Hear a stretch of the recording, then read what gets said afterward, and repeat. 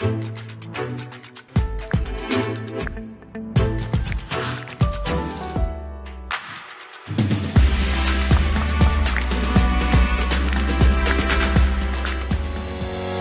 همه دوستان و همراهان عزیز، انجینر بارکزه هستم و اینجا آکادمی تخصصی کامپیوتر سونی هست.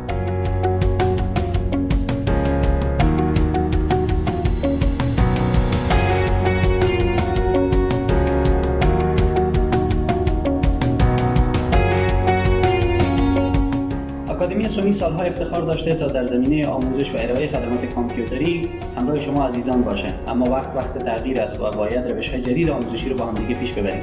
بریم ببینیم که خدمات مرکز بزرگ آموزش کامپیوتر سونی شامل چه بخش‌هایی است.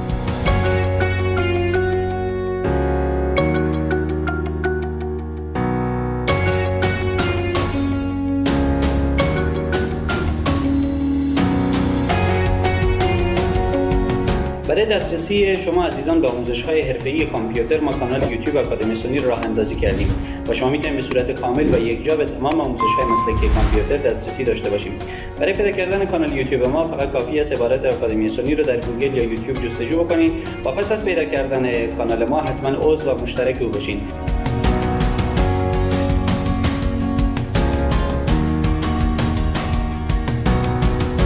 برای سهولت دسترسی شما به خدمات آکادمی سونی ما گروه‌های واتساپ و تلگرام رو فعال کردیم و شما میتونید سوالات و مشکلات خود را در این گروه‌ها مطرح کنید و کارشناسان ما در کوتاه‌ترین زمان راه‌حل‌ها را برای شما ارائه خواهند داد.